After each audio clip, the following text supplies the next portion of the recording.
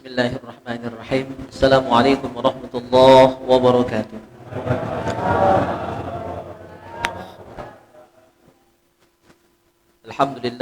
Alhamdulillahilladzi hadana lihada wa ma kunna linahtadiya laula an hadana Allah.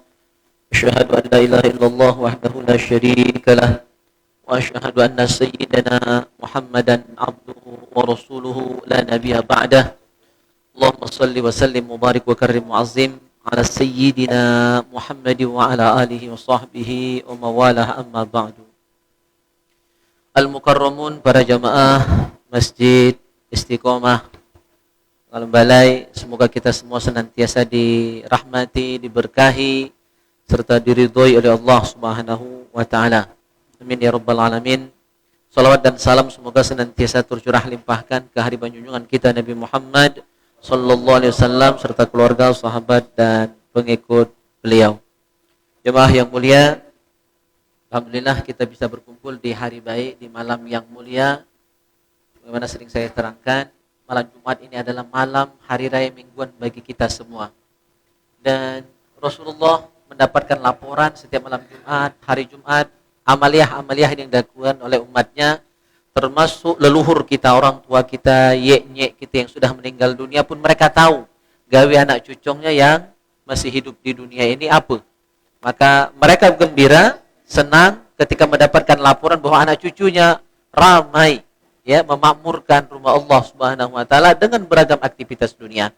Oleh karena itu kita akan tradisikan, ya, mengirimkan suratul Fatihah kepada Nabi, keluarga dan sahabat dan pengarang kitab supaya kita diberikan ilmu yang manfaat mempelajari kitab ini, dan juga kepada keluarga kita dan kaum muslimin muslimat sedunia. Ala hadhihi niyah wa kulli niyatin salihah wa ila hadratin nabiyil mustafa Muhammadin sallallahu alaihi wasallam wa ala alihi wa sahbihi wa azwajihi wa dzurriyyatihi wa ahli baitihi wa summa ila arwahi abaina wa ummahatina wa ajdadina wa jaddatina wa ikhwanina wa akhwatina minal muslimin wal muslimat wal mu'minina wal mu'minat. Wa nakhussu khususan ila Syekh Muhammad Amin Al-Qurdi. Al-Fatihah. A'udzu billahi minasyaitonir rajim. Bismillahirrahmanirrahim. Alhamdulillahi rabbil alamin. Ar-Rahmanir Rahim. Maliki yaumiddin. Iyyaka na'budu wa iyyaka nasta'in. Ihdinas siratal mustaqim. صراط الذين أنعمت عليهم غير المغضوب عليهم ولا الضالين.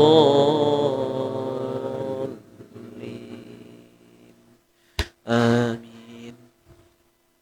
Alhamdulillah, kopi datang. Baru Fatihah kan?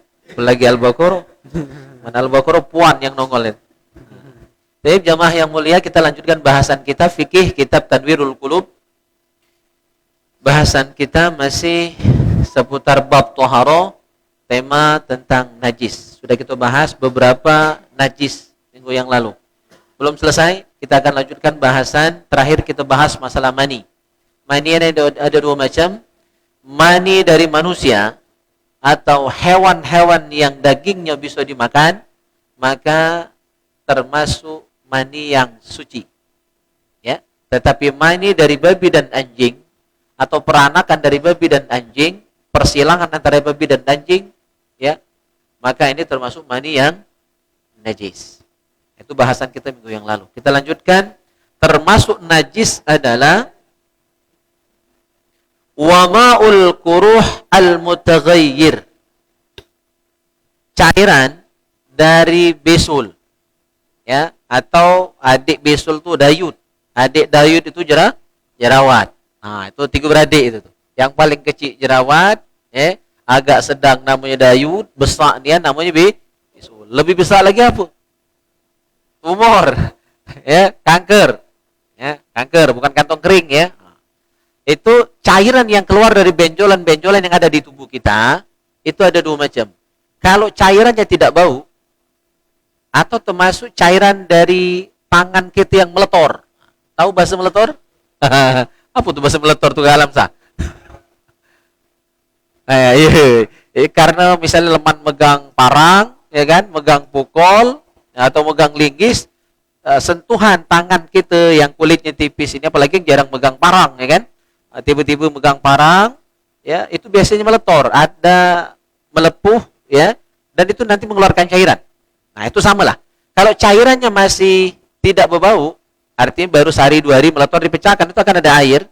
Airnya tidak bau, airnya masih bening, maka itu tidak najis. Tapi kalau lamamu, ya, maka itu namanya al-quruh al-mutaghayyir, sudah berubah. Ya, udah bau, berarti sudah najis. Ya, gitu. Jadi misalnya bisol pecah. Lagi sembahyang bisol pecah. Ya kan? Tertanjel tak sengaja kan? Waktu duduk tahiyat, nah terduduk. Tercepat pula terkuat. Maka berarti mengeluarkan najis. Karena bisol, darahnya, cairannya itu termasuk najis kalau banyak. Kalau keluarnya cuma dikit, tidak apa-apa. Berarti sholatnya batal. Karena kita sedang sholat terkena najis, kejatuhan najis, maka sholat itu batal. Tapi wudhu tidak batal. Nah, jadi harap dibedakan ya. Ketika badan kita kena najis, ya, kalau kita tidak sedang sholat, maka wudhu kita tidak batal. Misal dari rumah, perjalanan ke masjid, kebetulan di kampung kita banyak api, ya, banyak kebun misalnya. Waktu berjalan, tertijak tak sengaja di tai sapi tadi, mohon maaf. Maka wudhu kita tidak batal. Nanti waktu datang ke masjid, cukup dibasuh, cukup dibersihkan, tidak perlu wudhu diulang. Ya, jadi najis kalau kita tidak sholat, maka najis tadi tidak membatalkan wudhu. Paham ya? Cukup dibersihkan. Nah, lain halnya ketika kita sedang sholat, lagi sholat diberek cicak, ya, maka sholat kita batal, ya. Jadi karena sholatnya batal, bersihkan dulu najis, nanti sholat tanpa wudhunya diulang. Jadi yang batal itu sholatnya, bukan wudhunya. Harap dibedakan ya. Ya. Nah, selama ini mungkin agak kurang jelas hal ini. Menganggap wudhunya batal, tidak. Wudhu tidak batal karena najis. Kena najis wudhu tidak batal. Tetapi sholat yang batal karena terkena najis. Baik, termasuk najis juga adalah wassadid. Sodid ini darah bercampur nanah. Biasanya dari bisol itulah kan. Terus wal qaih. Qaih ini cuma nanah baik. Jadi dalam bahasa Arab itu tafsil dibedakan ya. Kalau darah campur nanah namanya sadid. Kalau nanah saja namanya qaih. Nah, semuanya najis.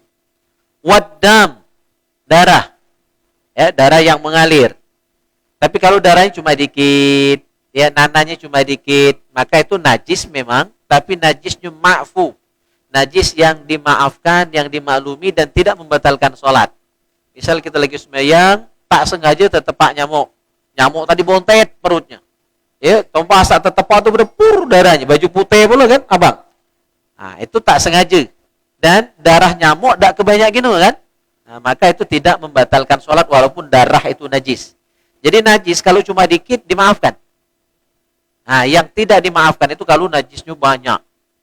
Kalau apalagi bisulnya besar, tentu banyak pula tuh isinya. Ya kan? Darah, nanah. Ya. Nah, ini ngomong ke najis ini agak serem-serem dikit. Agak luap-luap dikit ya.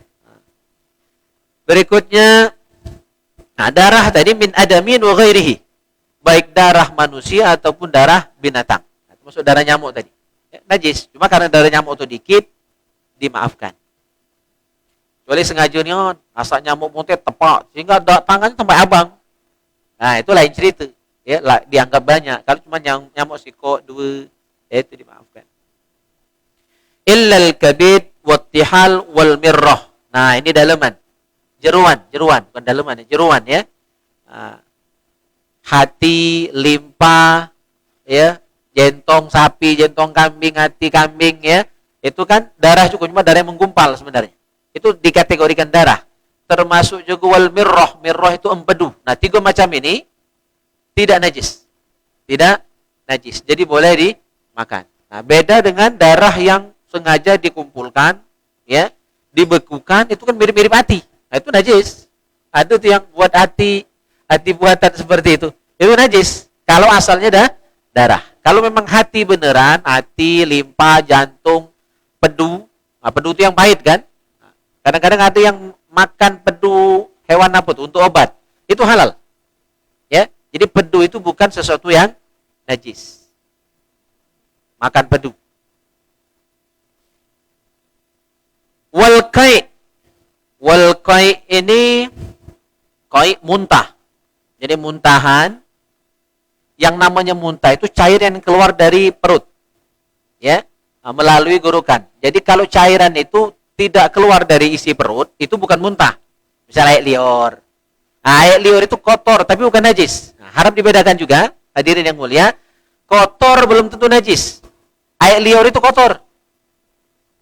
Tapi bukan najis. Tanah itu kotor. Leca, misalnya kaki kita kena leca, ya kan? Itu kotor. Cukup dibersihkan tapi bukan najis. Jadi kalau kotor belum tentu najis.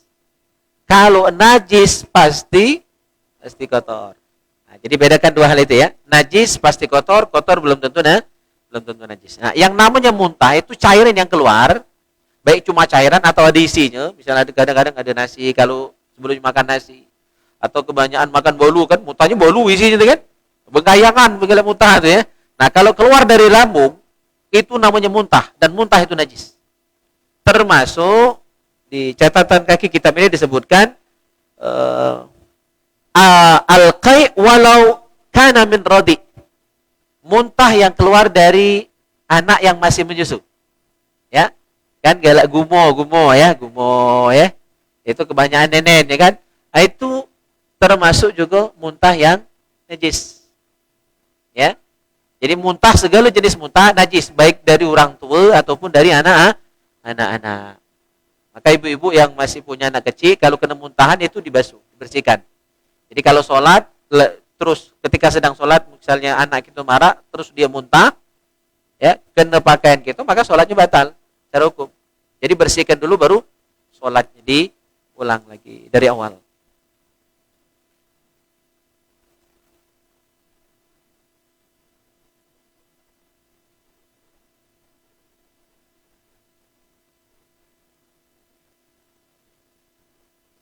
Masya Allah. Ini rezekinya datang ya. Wal jirrah.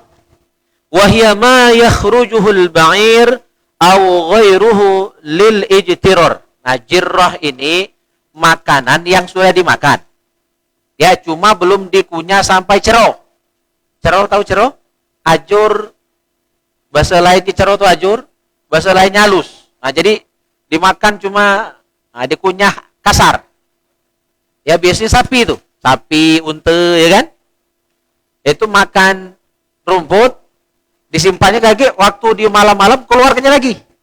Dikunyahnya lagi, dimakannya lagi, atau kere, tahu kere ya? Saya dulu pengamat kere sebenarnya, lagi kecil dulu, karena gelak ngekon kere juga. Jadi kere itu ada gondok di sini, ya itulah bajunya dinyimpan makanan. Saking lahapnya kere itu, maka jangan miluk-miluk tabiat kere ya. Nah itu pas, ya, pas dia lapar tengah delu, dikeluarnya lagi, makannya lagi. Jadi itu termasuk najis. Namanya jirroh. Ya, jirroh dalam bahasa Arab. Nah, biasanya hewan cak sapi, kebo, kambing termasuk model itu. Makanya sapi itu siang malam mulutnya mau ya, ngunyah itulah. Karena dia ngunyah yang sudah dimakannya tadi, keluarannya dikunyahnya lagi.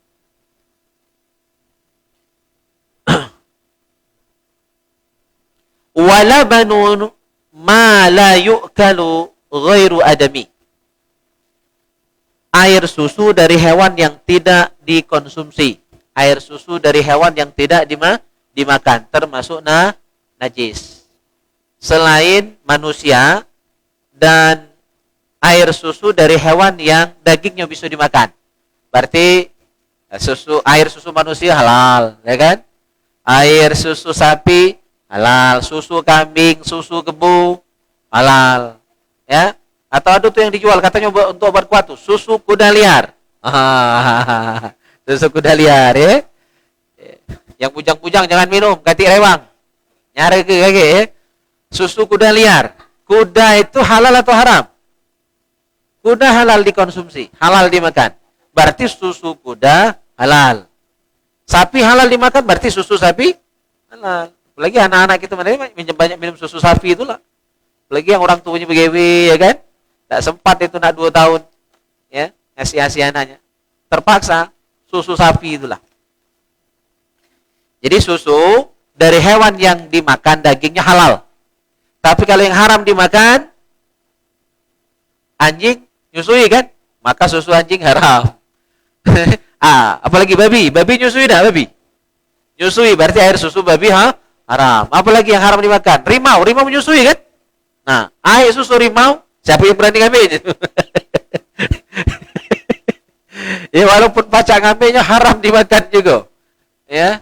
Nah, gitu. Jadi kalau hewannya haram dimakan seperti binatang buas, maka air susunya juga haram. Nah, tapi beda dengan telok. Telok, seluruh jenis telok halal. Tidak dijelaskan di kitab ini, tapi di kitab lain. Telur, ya, walaupun telok dari hewan yang tidak dimakan, kalau telok ayam jelas, ya, telok unggas, telok ya, burung, ya kan, itu jelas halal. Tapi hewan yang dagingnya haram dimakan, kalau dia bertelok, teloknya termasuk halal. Contohnya apa? Telok labi-labi. Itu contoh telok labi-labi. Telok boya, boyanya haram dimakan, teloknya halal. Cuma siapa berani ngambil telok boya? Ya, jelas ya. Telok, seluruh telok halal.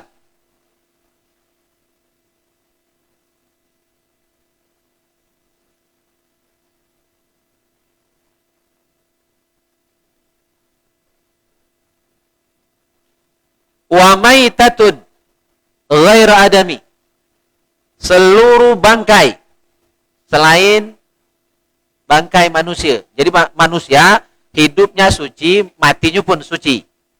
Ya, maka dalam bahasa Arab dibedakan, ada mayit, ada mait.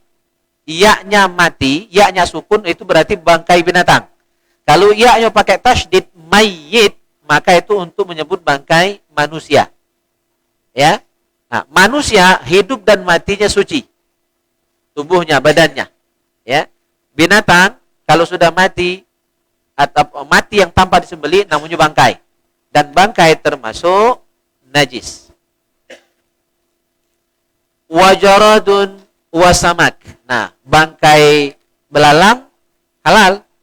Ya, belalang walaupun mati bisa dimakan, bisa dikonsumsi. Masih pacak digoreng. Iwa walaupun mati masih halal, tidak najis. Dikit lagi. Wal munfasil minal hayawan hala hayatihi kamaitatihi.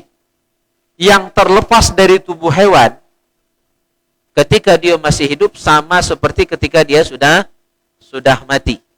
Ya. Fal munfasil min adamiyin kazufri wasyari wal qulfati. Ya. Maka yang terlepas dari tubuh manusia seperti kuku, ya, rambut. Kalau yang bersunat kulupnya itu, tetaannya itu. Ya. Wal munfasil min samak wajarat tohir. Dan juga yang terlepas dari tubuh ikan, ya, tubuh belalang itu suci. Jadi maksudnya begini, ya, kuku kita walaupunlah dipotong itu termasuk suci, tidak najis. Ya. Terus rambut kita itu masih suci. Ya. Terus apa? Kulup, potongan sudah bersunat itu suci. Terus potongan tubuh dari ikan, dari belalang itu termasuk suci. Cuma kalau tetaan badan sapi, misalnya kita pengen sop buntut, cuma nak nyembelih sapi kebesaran, letak buntut je, tubuh tetak. Ya, ya, pengen ke sop buntut, tapi tidak disembelih lagi, maka itu haram dan termasuk bangkai. Karena hadisnya jelas. Ma quti'a minal bahimati fahiya hayyatun fahiya mayyitun.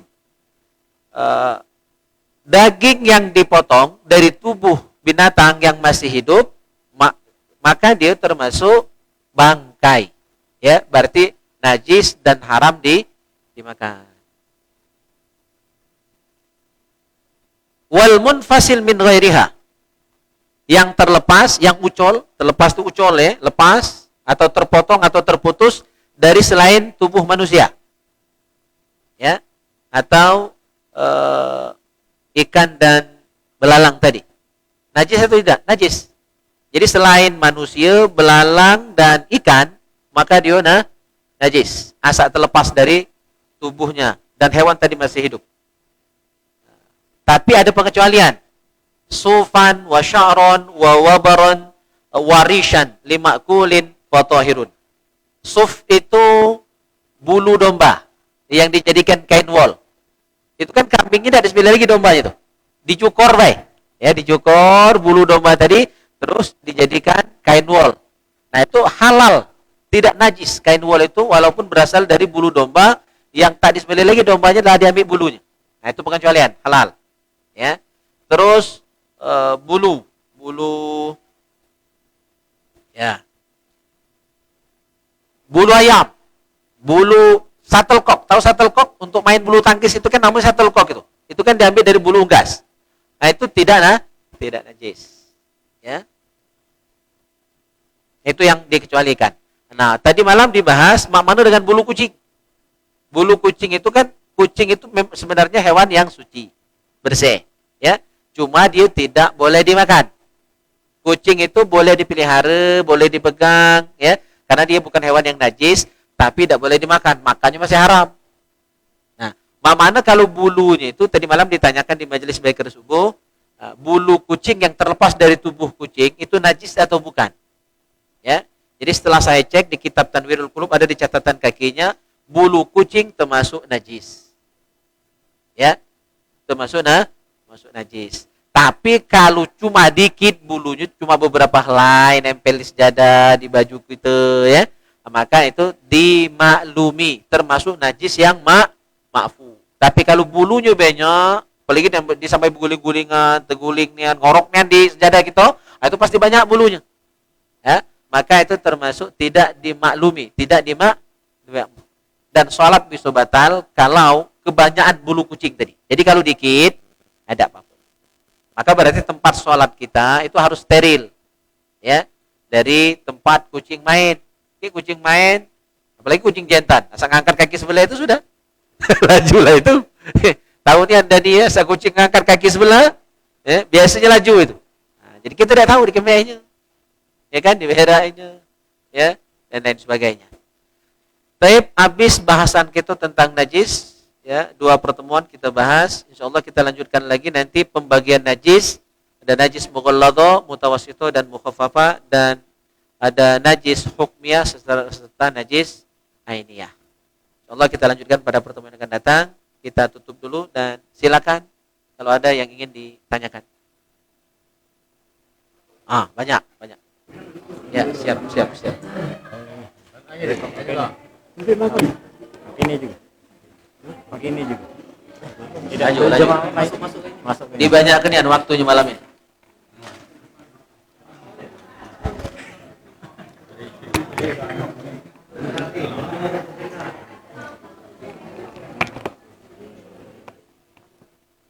Assalamualaikum warahmatullahi wabarakatuh.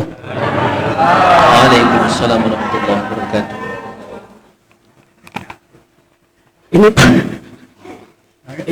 Ini Pak Ustadz, aku nanya ke masalah tepatnya waktu. Ya. Misalnya ini ya,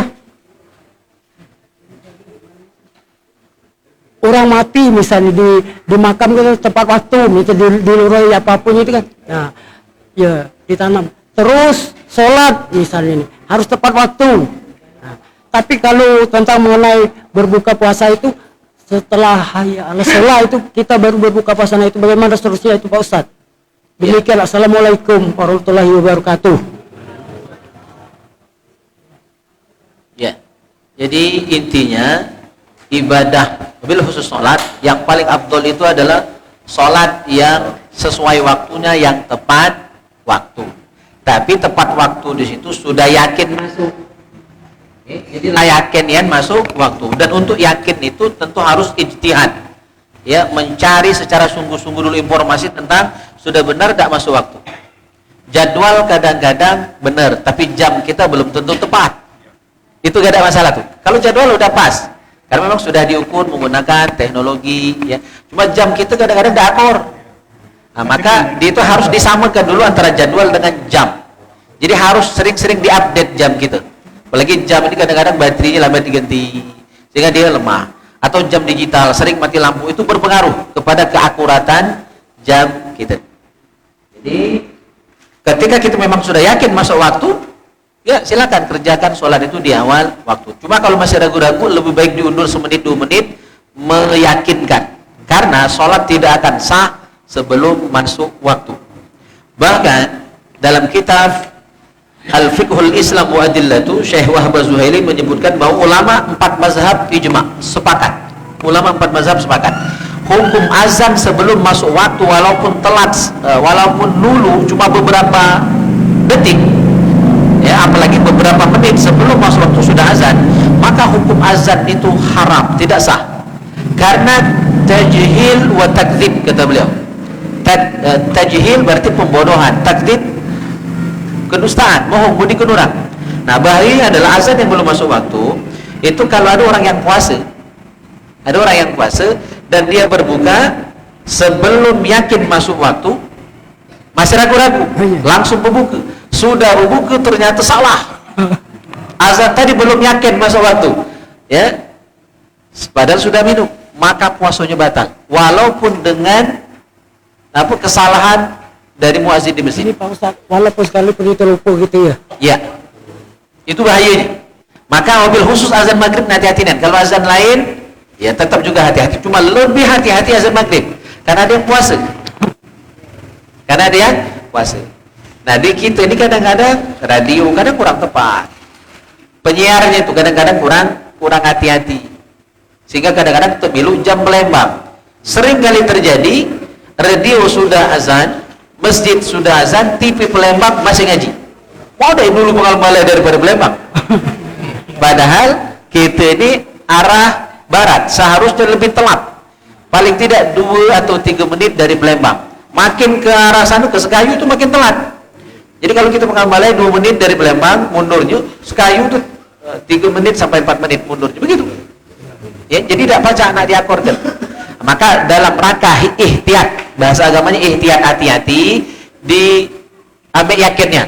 Maka jangan buru-buru berbuka ketika belum yakin masuk waktu. Jadi yakin kenian dulu. Ya, gitu. Nah, yang pertama tadi tentang menguburkan orang yang sudah meninggal dunia. Memang sunatnya dan afdolnya dicepatkan. Ya, dicepatkan karena orang meninggal dunia itu kalau dia orang beriman tidak sabar lagi nak berjumpa dengan Allah Subhanahu wa taala. Orang lagi rindu ditahan-tahan. Ya kan? Parah nih. Iya. Nah, cuma kadang-kadang kita nih oleh adat, oleh tradisi, nak nunggu anak, nak nunggu cucung, nak nunggu dulur. Ya. Itu justru nyare ke. Makanya kami ketika meninggal orang tua, kakak termasuk jauh, yang tua itu di Muara Dua sana, di Oku Selatan. Jadi kabari, ya, kata beliau, lajulah, tidak usah tunggu aku, ya, karena bakal lama. Dan terbukti, ya, beliau datangnya petang, sementara Mbi ini meninggalnya malam, ya. Jadi kalau nak ditunggu, kelamaan. Nah, jadi pengertian kita masing-masing. Kalau kita lah belajar ini, tidak kati guna kita minta tunggu itu, ya, kati guna minta tunggu. Yang penting doa, ya, doa yang kita senantiasa ucapkan itu yang jauh lebih penting. Jadi memang lebih baik disegerakan pemakamannya. Jelas ya?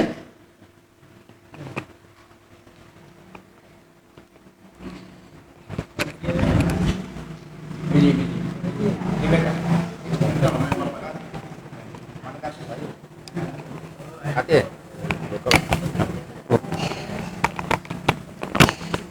Assalamualaikum warahmatullahi wabarakatuh. Waalaikumsalam warahmatullahi wabarakatuh.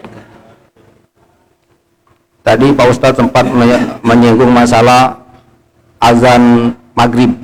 Nah, ini kalau di bulan puasa, yang sebaiknya bagaimana Pak Ustadz? Misalnya kita dengar azan dari TPRI Palembang.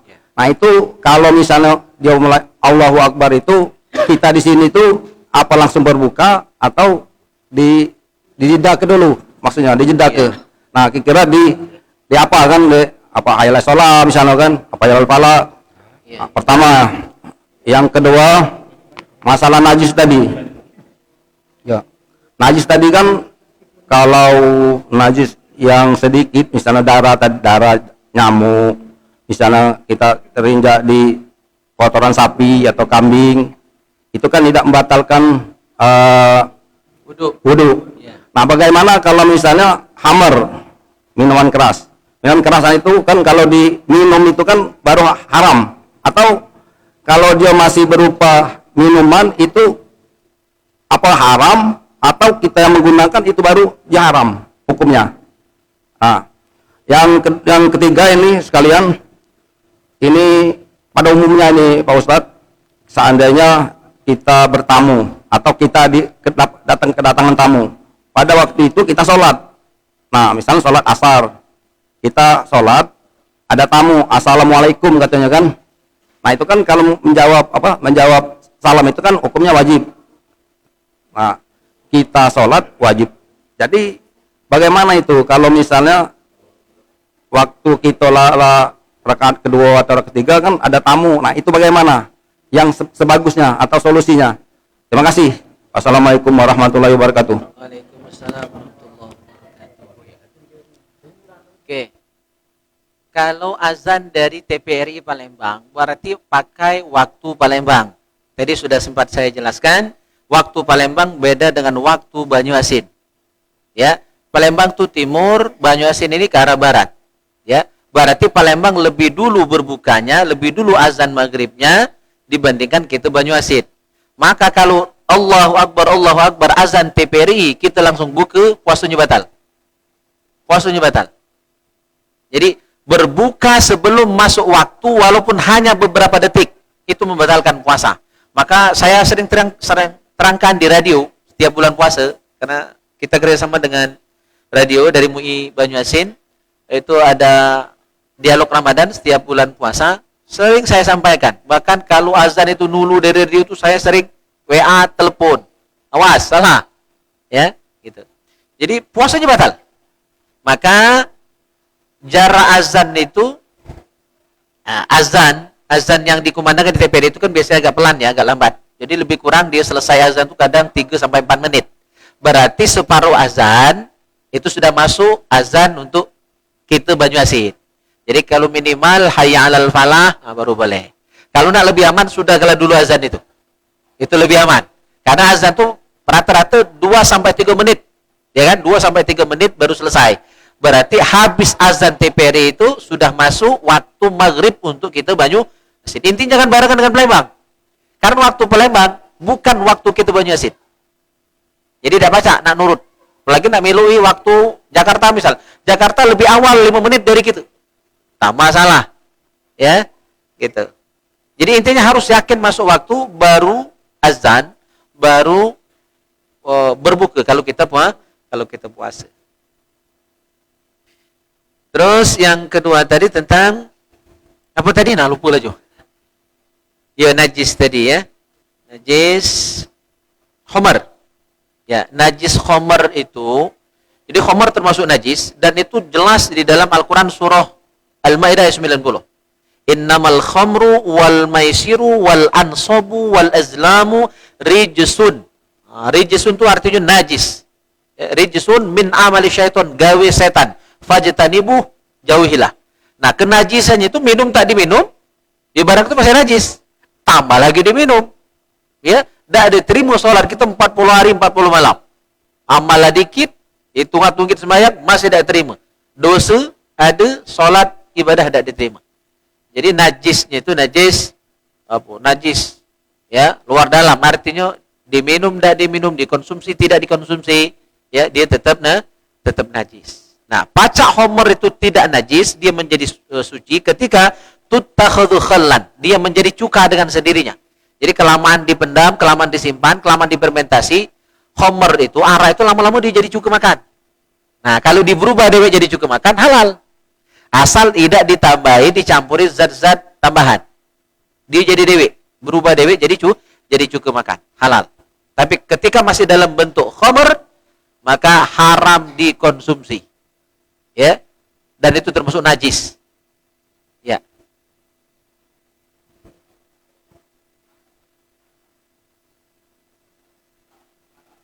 Oh ya.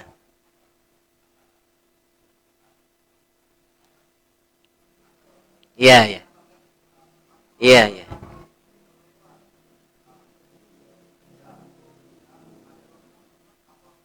Iya. Iya. Iya. Oke, jawabannya sebenarnya sama dengan yang tadi sudah saya terangkan. Seluruh najis. Homer kan termasuk najis. Tai najis, kencing najis, homer najis. Maka sudah dijawab tadi sebenarnya. Cuma tidak disebut homer. Jadi seluruh najis ketika terkena badan kita, terkena pakaian kita, maka tidak membatalkan wudhu. Tapi wajib dibersihkan. Ketika terkena badan, wajib dibersihkan, wajib dibesok. Sampai bersih, sampai hilang wujudnya, bentuknya, ya, kotorannya, najis itu sampai hilang, sampai bersih. Katik lagi mambunya, katik lagi rasanya, katik lagi warnanya, sudah hilang. Nah, jadi wudhu kita tidak batal. Ya, yang batal itu ketika lagi sholat, karena tumpahan homer, maka sholatnya batal. Ya, tapi wudhu tidak batal, berarti nanti tinggal bersihkan, tidak perlu wudhu lagi, nah, langsung kerjakan sholat, ulang dari awal. Seandainya itu terjadi ketika sedang sholat. Tapi kalau sebelum sholat cukup dibersihkan. Ya, jadi intinya ingat saja seluruh najis yang mengenai tubuh kita, pakaian kita tidak membatalkan wudhu, cukup dibersihkan. Ya, cuma kalau dibawa sholat tidak sah kalau belum dibersihkan. Ya, atau ketika kita sedang sholat terkena najis, sholat kita batal, wudhu tidak. Maka mana? Karena sholat batal, pergi ke tempat wudhu dulu, bersihkan najis yang mengenai pakaian kita waktu lagi sholat tadi, sudah itu kerjakan sholat ulang dari awal. Itu cari. Jadi kesimpulannya, setiap najis yang mengenai tubuh kita tidak membatalkan wudhu, tapi wajib dibersihkan. Ya, begitu. Nah yang ketiga tadi lupa lah, agak kurang konsen malam ini. Oh iya, jawab salam ketika sholat. Jadi solusi bagaimana? Ketika kita sedang sholat, ya, apalagi sholat zuhur sama asar, sholatnya kan sir, tak kedengaran orang tadi mantubuh lagi sembahyang, maka caranya bagaimana? Boleh dikuat sedikit bacaan kita tadi, sekalian beritahu, ya, lagi sembahyang. Kalaupun ada orang ucap salam, boleh tidak dijawab? Boleh, cukup dalam hati. Mana kalau dilapaskan, batal dah sholat? Tidak. Karena ucapan salam itu bahasa Arab, ya, dan tidak membatalkan sholat ketika kita menjawab salam. Atau ada yang bersin, Hashim, alhamdulillah, ya, boleh kita mendoakan dia yarhamukallah. Sholat tidak batal kalau dibaca zikir seperti itu. Salam itu termasuk zikir dan doa. Ucapan alhamdulillah ketika bersin itu zikir dan doa. Atau kita mendoakan balik yarhamukallah, ada orang yang bersin, cuma tidak dianjurkan. Takut kakek kita tidak paham hukumnya.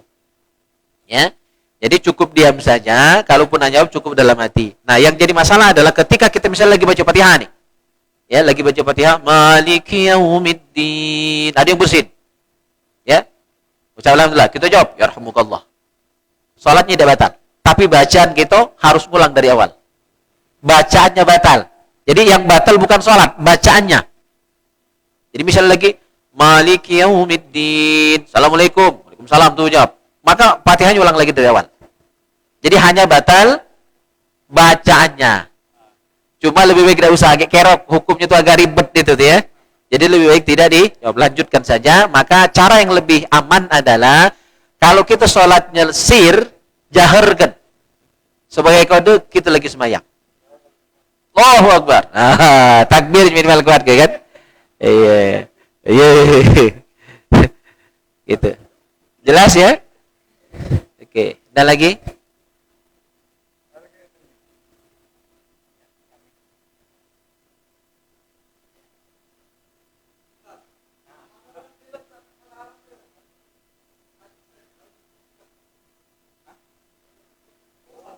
Oh ya.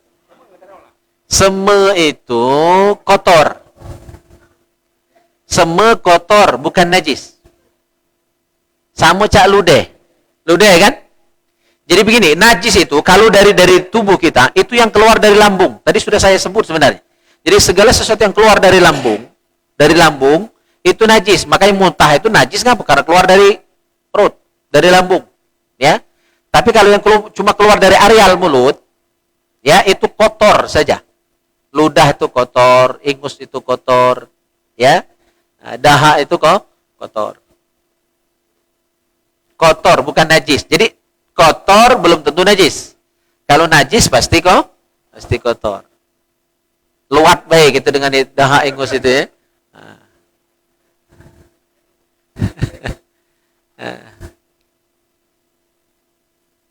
Makanya pada masa Nabi, karena Mesir itu masih lantainya tanah, pasir ya kan, bukan keramik, pakai sejadah mak gitu ini, pakai amal bagus-bagus, mahal-mahal, tebel-tebel ya kan.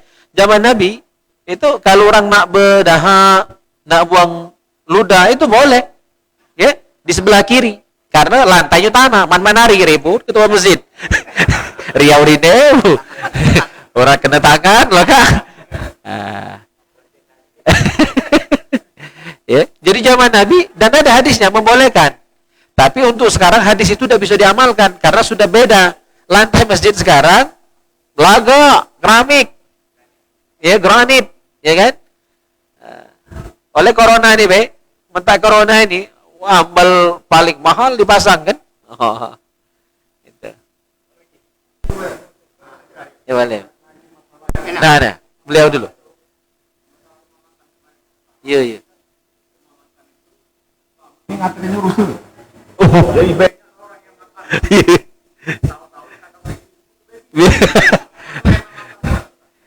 Iya.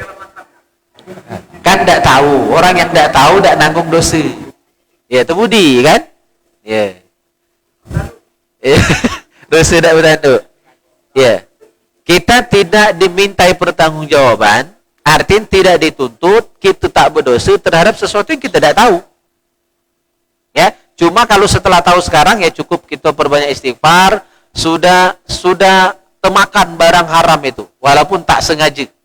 Ya, yang dosa ya yang sengaja mudikan itu. Nah, itu yang berdosa. Kita yang temakan tidak tahu tidak berdosa. Ya, tidak berdosa. Cuma ke depan jadi pelajaran untuk waspada dan hati-hati. Jangan demi yang dapat untung, ya. Modal dikit, untung banyak, ya kan?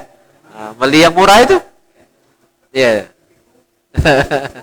Nauzubillah, tidak boleh ya. Untuk itu insya Allah tidak apa-apa, aman. Karena kita sudah tahu.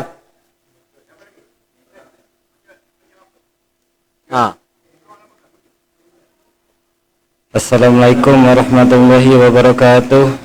Assalamualaikum warahmatullahi wabarakatuh. Mohon izin bertanya, Tan. Saya ingin bertanya tentang ini, Tan. Apa itu Salafi dan Wahabi? Itulah sudah dijelaskan oleh Ustadz Abdul Somad. Ya, jadi Salafi itu baju baru, Wahabi baju lama. Nah, itu kata beliau ya. Yang mah itu tidak usah diperpanjang karena itu bakal buat kerok di masyarakat. Tapi kita perlu tahu biasanya rombongan ini termasuk agak keras. Itu cirinya. Biasanya mudah menghukumi sesat, amaliyah yang berbeda dari keyakinan dia. Biasanya mudah membid'ahkan, mudah menyalahkan. Ya, kita berlepas diri dari rombongan yang model itu. Ya, ikuti saja golongan mayoritas yang dipesankan Nabi, as-sawadul a'zam, golongan mayoritas, dan Nabi sangat mencela orang-orang yang mudah menyesatkan orang lain. Dan itu termasuk caci maki yang dilarang. Sibabul muslim fusukun wa qitaluhu kufrun. Mencaci maki sesama muslim itu fasik, membunuhnya kafir. Nah, termasuk caci maki ngati orang yang tidak sepaham, ahli bid'ah. Nah, ini biasanya golongan ini mudah membid'ahkan. Jadi ini tidak sejalan dengan ahlus sunnah wal jamaah yang mayoritas di dunia ini. Ya, tapi saya tidak ingin berpanjang lebar tentang ini karena ketika kita mengorek-ngorek perbedaan-perbedaan seperti itu, kita akan lebih merusak persatuan. Jadi cukup kita ketahui, ya kita maklumi. Silakan kata guru saya Ustaz Nawawi Al-Hafiz, lana a'maluna walakum a'malukum, untuk saudara kita. Itu masih dulur kita. Cuma pemahamannya cenderung keras. Ya, cenderung keras dibandingkan golongan mayoritas Ahlus Sunnah wal Jamaah. Kita hormati mereka, tapi biasanya mereka tidak akan menghormati kita. Ya, saya sudah sering berhadapan dengan rombongan itu sejak di Palembang dulu. Berdebat habis-habisan. Tak nyudai, mending ke kepala, ngeras ke hati, merusak pikiran. Maka saya sekarang ingin tenang saja, cukup Oh, itu saya sudah tahu. Nyingok cara ngomongnya, ya, pakaiannya bila tahu. Karena saya sudah sering sejak kuliah dulu berdialog dengan rombongan itu. Tidak bisa, kecuali cuma dengan hidayah mereka bisa sadar. Ya, jadi biarlah mereka dengan keyakinannya. Ya. Sejarah mereka kelam. Sejak dari Saudi dulu. Banyak ulama yang dikorbankan. Ya, jadi cukup kita ketahui sudah saling memaklumi, baik. Dan tidak usah milu kalau dia jahat. Itu baik. Tapi kita tidak mengkafirkan mereka, kita tidak menyesatkan mereka. Ya, kita saling menghormati, baik. Tat, izin Tat nanya Tat. Ya. Ini bahas tentang yang semua atau ingus itu Tat. Ini kan kalau posisinya salat ini kan ada rukun fi'li. Rukun fi'li itu kalau misalnya gerak ke yang di luar salat 3 kali maka hukumnya batal. Tapi posisinya kalau semua itu keluar pasti ada niat mersekenya. Itu kalau mersekenya kan pasti lebih dari 3 kali gerakan Tat. Jadi kalau misalnya kita melakukan bersih walaupun ingus itu lagi keluar, kira-kira harus dibersihkan apa sedot? Itu Tat. Iya, sedut. Kalau sedut itu tidak termasuk gerakan. Itu gue, ya, sedut. Cuma kalau nak dibersihkan misalnya, maka dengan gerakan yang seminimal mungkin. Jadi jangan sampai melakukan gerakan yang banyak. Karena gerakan dalam sholat itu tidak boleh lebih dari 3 gerakan berturut-turut dalam satu rukun fi'li. Hari Rabu kemarin saya bahas ya di pengajian ibu-ibu di sini juga. Jadi ketika misalnya saya contohkan ya. Ketika salah duduk tahiyat misalnya, seharusnya duduk tahiyat awal tetapi terduduk tahiyat akhir, terlaju. Ya? Salah duduk itu kan? Nah, biarlah, tidak usah dirubah. Ngapa? Kalau dirubah melakukan 3 gerakan dan itu batal sholatnya. Jadi, ya, kan pasti berubah di kita. Misal terlanjur duduk tahiyat akhir, padahal seharusnya duduk tahiyat awal. Terpaksa kan kita maju ke nawak, itulah sekali gerakan. Terus kaki kita bergerak, lah 2 gerakan. Mundur lagi ya Mak, merata ke duduk, lah 3 gerakan, batal. Jadi lemaklah salah duduk daripada ganti posisi duduk yang salah tadi. Nah, tadi kemarin hari Rabu saya terangkan itu. Jadi gerakan itu harus diminimalisir. Kalau sampai 3 gerakan berturut-turut bisa membatalkan sholat. Jadi kalau semua tadi sayang buangnya kan, susu kental manis itu. Mahal seblek 10.000. Yang capek enak, bendera lebih mahal.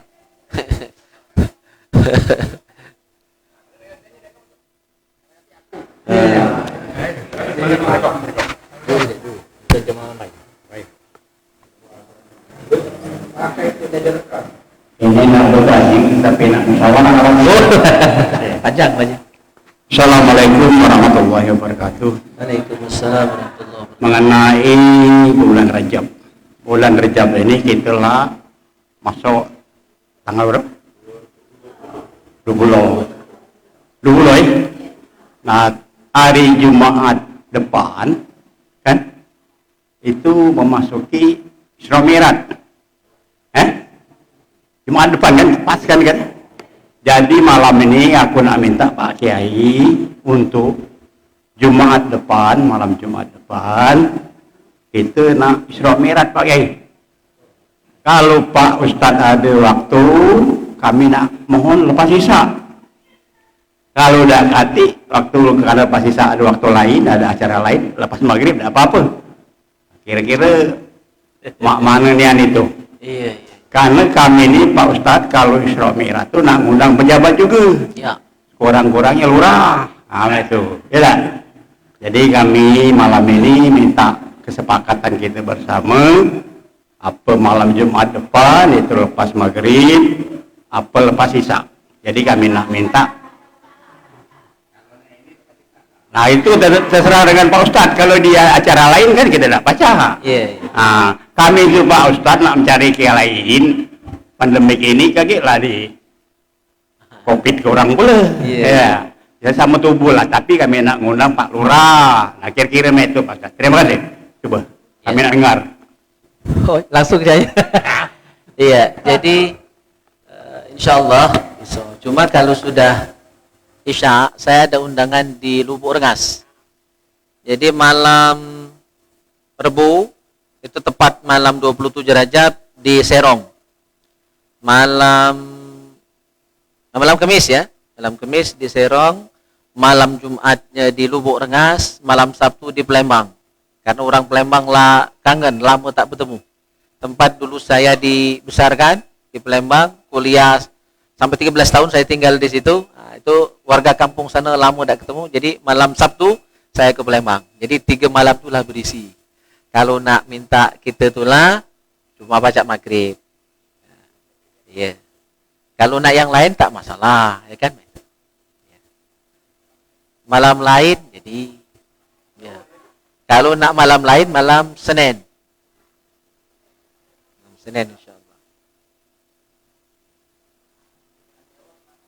Atau malam Minggu, jadi. Ya, malam Minggu kosong.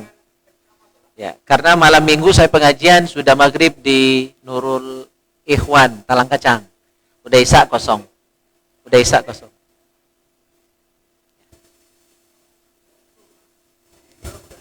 Ya.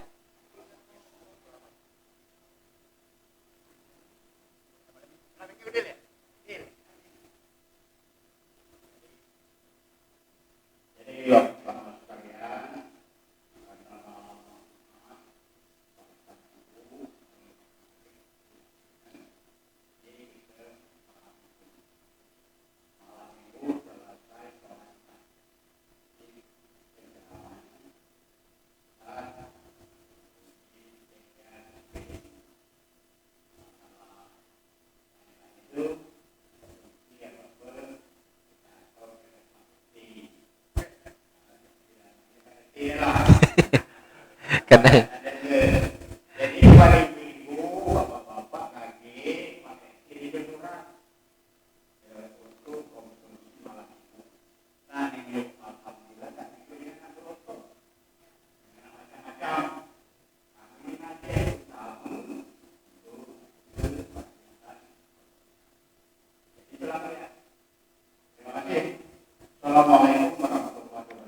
Waalaikumsalam warahmatullahi wabarakatuh.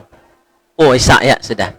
Cukup ya cabisan kita malam hari ini, dan mudah-mudahan Allah karuniakan kita ilmu yang manfaat dan bisa mengamalkan ilmu yang sudah kita pelajari ini. Lebih dan kurang mohon maaf. Kita tutup dengan doa kafaratul majelis. Subhanakallahumma wa bihamdika asyhadu an la ilaha illa anta astaghfiruka wa atubu ilaik. Wabarakatuh.